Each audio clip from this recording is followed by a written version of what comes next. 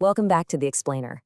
Today, we're mastering what I like to call the two tricky cases: turret swivels and gas turbine enclosures. These are arguably the most complex, easily misunderstood zoning calls on an entire FSPO facility. So let's jump right in. Okay, let's dive into this. I want you to picture a mechanical joint that literally has to rotate constantly, seal perfectly, and carry raw, high-pressure reservoir fluid straight from the seabed into the vessel. And it's doing this 24 hours a day, 7 days a week, for the entire life of the field, all while the ship itself is constantly pivoting around it to face the wind and waves. That's your turret swivel. Because of the sheer mechanical intensity, the moving parts, the dynamic seals, and that live crude oil, it's absolutely one of the most critical leak risks on the board. From a classification standpoint, we just have to assume leaks are a credible threat during normal operations. And this brilliantly illustrates how the exact same piece of equipment can dictate completely different safety zones simply based on where you put it. An enclosed swivel module transferring live fluids is a massive leak risk. Because any process leak gets trapped in there and the gas can't easily escape, it's automatically classified as a Zone 1 environment inside that enclosure.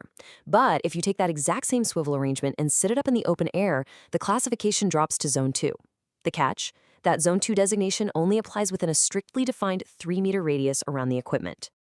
The API and IEC engineering logic here really comes down to ventilation. In an enclosed space, you obviously lack the airflow needed to safely dilute a release. But out in the open air, the standard basically assumes that natural ventilation is going to step up and effectively handle any credible release once you get past that strict 3-meter boundary. Inside that 10-foot bubble, it's Zone 2. And because of that boundary rule, any electrical equipment installed right on or near the swivel, like those electrical slip rings passing power and signals through the rotating joint, absolutely must be independently certified for use within that exact bubble. You simply cannot cut corners on electrical certification when you're sitting right on top of the primary flow path. Let's move to and see how this builds into our second tricky case: gas turbine enclosures. Now, gas turbines are the beating heart of a facility's power generation. They sit inside these pressurized or acoustic hoods to manage noise and keep things controlled. But here is the critical vulnerability, the one detail that consistently catches people out. The combustion air intake ducting for that turbine must be drawn from a non-hazardous, unclassified space. You can never, ever route it straight off a hazardous process deck.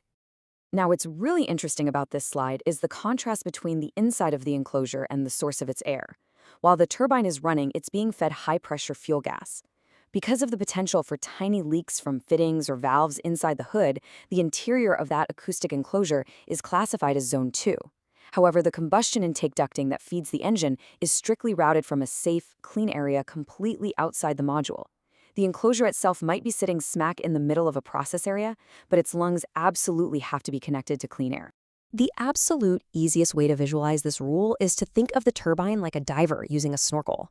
The diver, representing our gas turbine, can operate perfectly fine while submerged in murky, potentially hazardous water. That murky water is the Zone 2 acoustic enclosure, or the hazardous process deck right outside. But for the diver to survive, the snorkel tube itself has to physically reach all the way up into the clean air above the surface.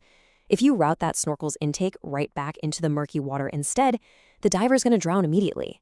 It's the exact same logic for turbine combustion air.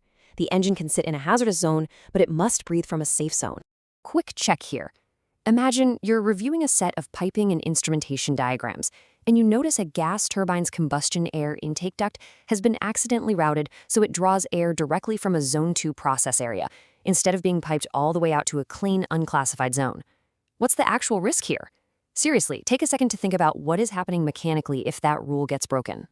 So the crucial point is that by drawing air from a hazardous area, the turbine could ingest a flammable vapor cloud directly into its own combustion air supply. You are literally feeding raw fuel into a running engine's air intake. This turns the turbine itself into a massive active ignition source for gas that was never supposed to reach it in the first place. This isn't a maintenance issue. It's not a simple component failure. This is a fatal design error that completely bypasses the safety barriers of the facility, and it absolutely must be caught on the P&ID review. To prevent those kinds of catastrophic failures, turbine enclosures are armed with a pretty intense, multi-layered defense mechanism. First up, dual redundant forced dilution ventilation.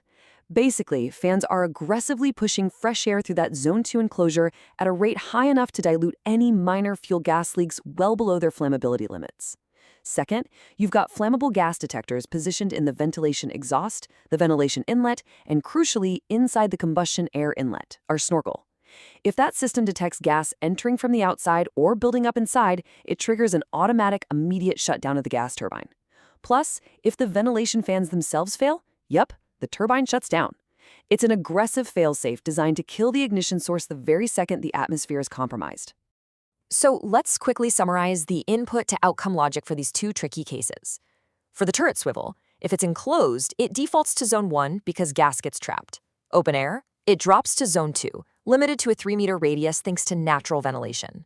For the gas turbine, the acoustic hood is Zone 2 during operation, but it fundamentally relies on its combustion air and ventilation intakes being physically routed from an unclassified space. By grasping these two systems, you've officially navigated the most complex zoning logic on a production facility. Seriously, congratulations! You have now zoned a full FPSO end-to-end, from the topsides and cargo tanks right up to the turret swivels and power turbines. But hey, the offshore world definitely doesn't stop at production vessels. Next time, we're shifting gears to tackle a completely different beast, mobile offshore drilling units, or MODUs. Think about it. How would you handle a facility where the main hazard isn't safely stored crude oil, but unpredictable, live well gas shooting straight up a drill string from miles beneath the earth? It requires a totally different approach where the path of the drilling mud defines almost every zone on the rig. Join us in the next explainer as we step right onto the drill floor.